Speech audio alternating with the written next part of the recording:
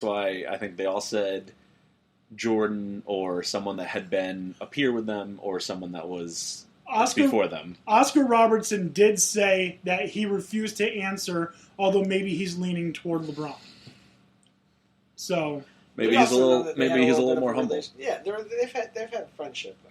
Oh, that's true. That is true. So with the Meadowlark Lemon comment, I think one of the things that really we should post me, a bunch of Meadowlark Lemon highlights on our blog. I mean, he played in the 40s. He started in the 40s or 50s. There's got to be some black and white. Yeah, with a do-do-do-do-do-do. Yes, the beautiful music. So it got me thinking about underrated basketball players. And so what we did here is we came up with a team of underrated, the most underrated in our opinion. There's very little criteria to this, of who we think are the most underrated players. So, Tony, we're going to let you go first because you won last week's DanDanTony Sports Trivia Challenge. What an honor. So what an honor. Let's start with center. Who do you have as the most... Are we doing big to small? What was that? Big guys to small guys, like center, PF, Yeah, SF. Center, power forward, shooting forward, Small forward, shooting guard, point guard. Okay. Most underrated center. Tony, who you got? Now, the way I did my list, because we all had different lists, we had this conversation. My lists were based off people who definitely have the accolades to be considered some of the best, but are often underlooked when talking about the best out there. So I view them as being underrated. Now, there's a lot of great centers that were in our league, and especially when he played. But I don't think that Bob McAdoo gets enough credit for how important he was during his time, considering playing with Kareem playing in the league with Kareem in the league, being a 3-time NBA scoring champion. He's the last player to ever average in a season 30 points and 15 rebounds. He's obviously a 2-time NBA champion. He was NBA first team 1 year, NBA second team. He was also a 3-time champion as an assistant coach, which shows basketball IQ, and the 75 MVP. He averaged 22 points a game, 9 rebounds, and 2 blocks. Very good. Very good. So McAdoo is my center. Your center. Chuckles, we'll go to you next. Who's your most underrated center? So I guess if we're going like criteria of how we've kind of figured ours out, mine was kind of like 90s players that kind of got overlooked because of the shadowing of certain, superstars. So I kind of went with someone that I thought during the 90s was a dominant center that was very much underrated and on a decent team was Rick Smits. Oh, the Duncan Dutchman. Uh-huh. Yeah. Rick Smits. Highly underrated. Yeah. Yep. Highly underrated. All right. Got any more you want to say about the Duncan Dutchman? Well, like I said, I mean, like when just the Knicks matchups alone, he threw elbows. That game was a lot more physical than I would have expected, and that whole generation was a lot more physical, and he kept up with it, and he doesn't get the recognition. The best thing about the Duncan Dutchman, Rick Smits, is I remember there used to be the show called Pros vs. Joes. Oh, I do remember. And one of the challenges was you have to get 3 layups against Rick Smits. No one did it. That's funny.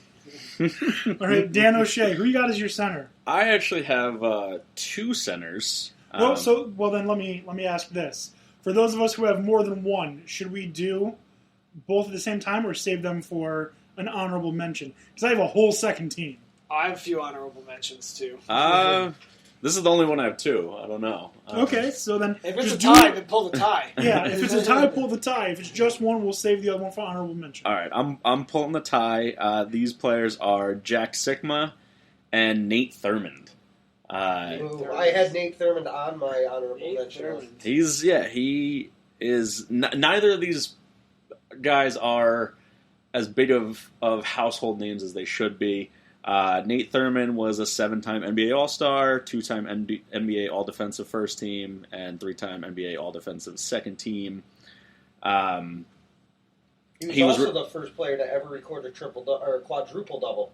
Yes, and his number was retired, number 42, by both the Golden State Warriors and the Cleveland Cavaliers. Funnily enough. Oh, interesting.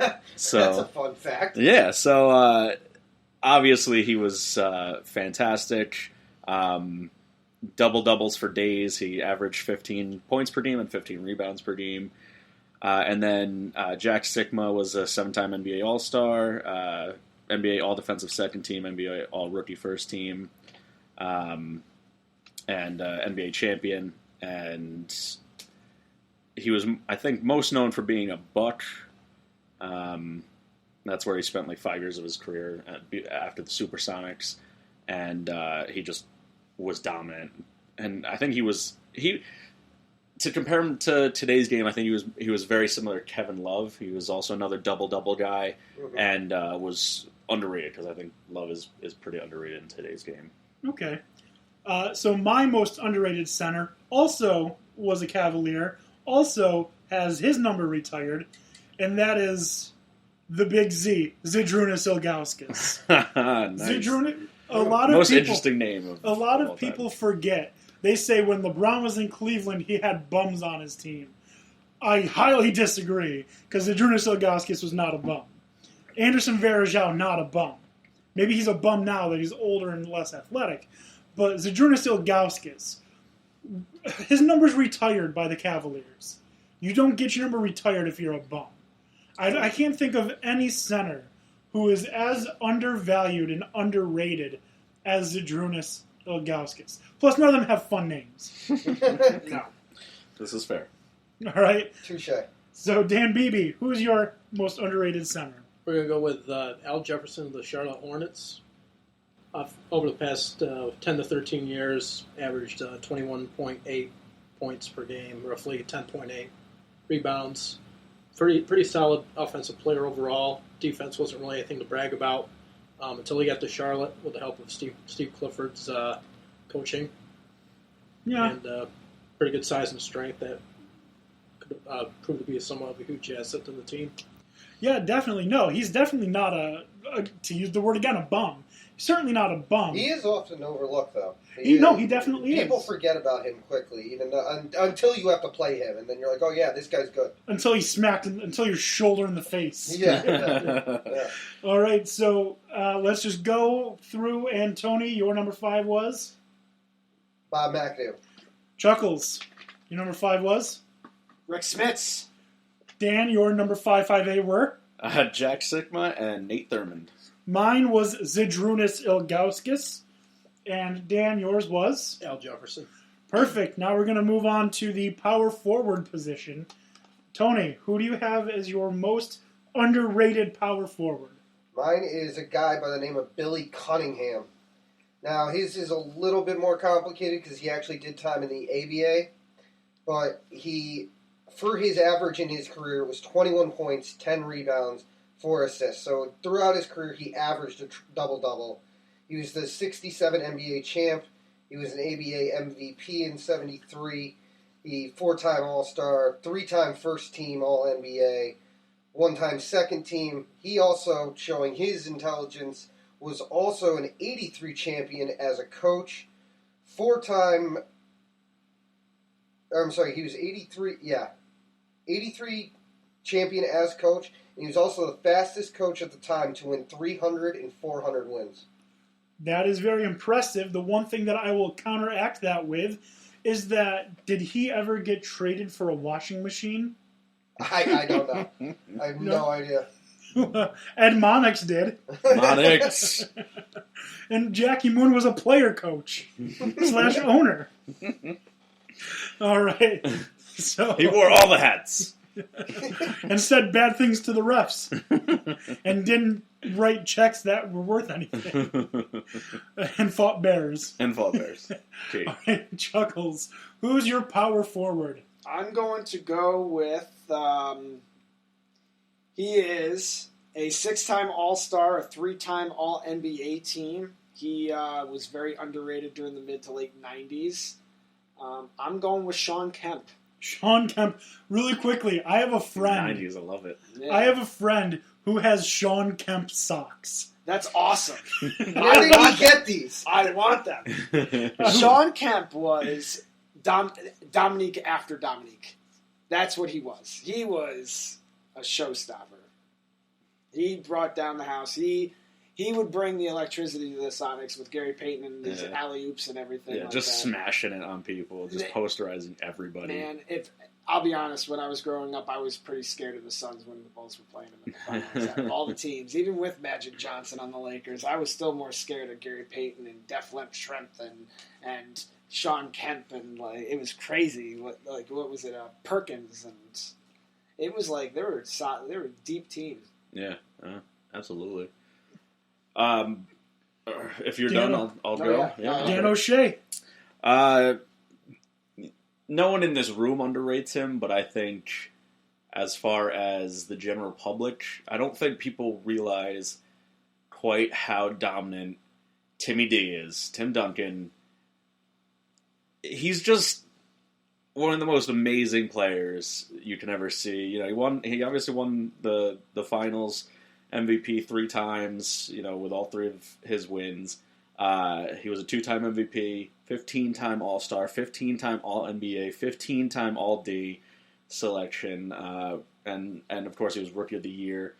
He has 5 championships. 3 of those were MVPs. And he's just, like, the most team-first person that possibly ever was. You know, he wanted what was best for the team. He wanted to win with whatever his supporting cast was, and they built around him and rebuilt around him and rebuilt around him, and he kept, you know, winning and Stayed productive. and just eating those little bank shots all day and just doing his fundamentals. Like he should be in the conversation whenever anyone talks about all-time greats, and I don't think he is, because he wasn't always, you know, He's not commanding attention. Yeah, he wasn't flashy. He was And I just think that's what it winning. He was was. so quiet about it. Yeah. And that was what was nice. Yeah, you said Kemp was the next Neek, and I think TD was the next Bill Russell. Oh yeah. I Yeah, agree with no, that. that's a fair comparison. I like the pick for that reason, because he should be in the argument of best that have ever played in the game, but his character didn't make him in everyone's face to the point where you think about him all the time. Yet, his resume speaks for itself. Look it up. I mean, you don't need to really say that much when you've done so much. Exactly. So it's a shame that he's not mentioned as much as he should be. I mean, if you didn't even say his name and you just gave his stats about 15 times this, 5 times, you know, and you would be like, okay, who was it? Anyone who was basketball, it? Everyone would have been like, Michael Jordan. Even though we knew that. And they'd be like, Magic Johnson. Or they'd be naming all these players And that they take think at are the least greatest 10 player of all before time. he gets a K or TD.